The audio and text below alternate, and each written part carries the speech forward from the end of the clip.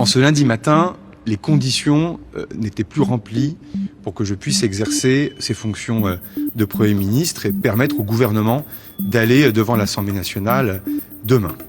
Son gouvernement aura duré une douzaine d'heures. La démission de Sébastien Lecornu plonge la France dans une crise politique sans précédent depuis des décennies. Alors, que peut-il se passer maintenant ? Après avoir nommé 3 premiers ministres en un an, le champ des possibles se rétrécit pour Emmanuel Macron. L'échec retentissant de Sébastien Lecornu rendrait difficilement compréhensible pour les Français qu'ils choisissent à nouveau une personnalité issue de son camp. Le président ne semble néanmoins toujours pas prêt à envisager une cohabitation puisqu'il a demandé au Premier ministre démissionnaire de mener d'ici mercredi soir d'ultimes négociations sur une plateforme d'action. Pour Marine Tondelier, patronne des écologistes, la cohabitation est pourtant la dernière porte de sortie qu'a Emmanuel Macron. Et le PS a de nouveau appelé le président à nommer à Matignon une personnalité issue de la gauche et des écologistes. Le Parti socialiste dit les choses de manière très claire. La démocratie dans notre pays doit être enfin respectée. Priorité doit être donnée à la gauche et aux écologistes pour gouverner ce pays et proposer une alternative politique forte. Mais pour Emmanuel Macron, une telle cohabitation impliquerait de se couper des Républicains, dont le président Bruno Retailleau a déjà indiqué qu'il était hors de question pour son parti de cautionner un Premier ministre de gauche. Reste l'option d'un gouvernement vraiment technique, avec à sa tête une personnalité apolitique.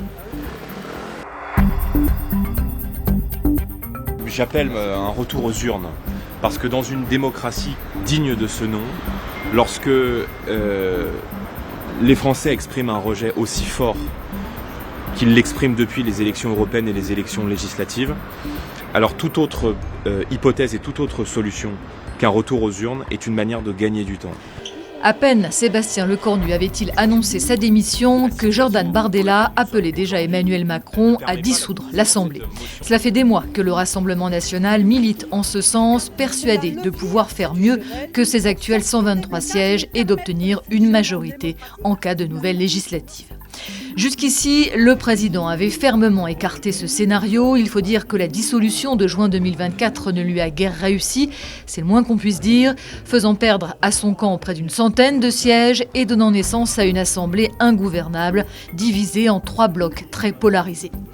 Jamais dans l'histoire de la Ve République, 2 dissolutions n'ont eu lieu à 1 an d'écart, mais pour Marine Le Pen, la dissolution est désormais absolument incontournable. On est au bout de la blague, là. Je veux dire, la farce a assez duré. Les Français sont excédés de cette situation.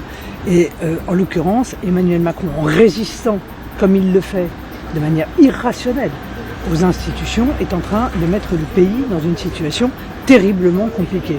Et au passage, son camp également.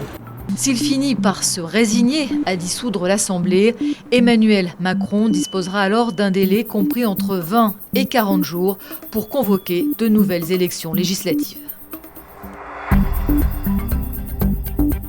Le mandat qui m'a été confié par les Français et par personne d'autre est un mandat qui sera exercé jusqu'à son terme, conformément à l'engagement que j'ai pris à l'égard des Français, n'en déplaise y compris à ceux qui ont été défaits à plusieurs reprises lors de ces mêmes élections. Emmanuel Macron n'a cessé de répéter qu'il irait jusqu'au bout de son mandat en 2027, quoi qu'il arrive. Mais les appels à sa démission ont repris de plus belle avec le choc que constitue la chute de Sébastien Lecornu. Dans un tel scénario, c'est le président du Sénat, Gérard Larcher, qui assurerait l'intérim, le temps qu'une élection présidentielle soit organisée quelques semaines plus tard.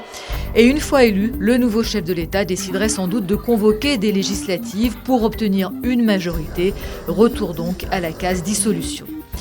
Si le président ne part pas de lui-même, il y a aussi l'option de lui forcer la main, en clair, de le destituer. Et ça, c'est le grand combat que mène la France insoumise depuis plus d'1 an et que l'impasse politique où se trouve aujourd'hui le pays rend plus que jamais nécessaire pour son leader, Jean-Luc Mélenchon. Il faut donc, pour répondre à cette situation, aller au cœur du problème, c'est-à-dire en revenir au peuple. C'est-à-dire mettre en cause la légitimité du président de la République dans les formes que notre démocratie parlementaire permet. LFI demande l'examen immédiat à l'Assemblée de la motion de destitution déposée par 104 députés, insoumis, mais aussi une partie des groupes écologistes et communistes. Selon la Constitution, le chef de l'État peut être destitué en cas de manquement à ses devoirs. Et pour LFI, l'incapacité d'Emmanuel Macron à assurer la stabilité des institutions est un manquement à ses devoirs de président.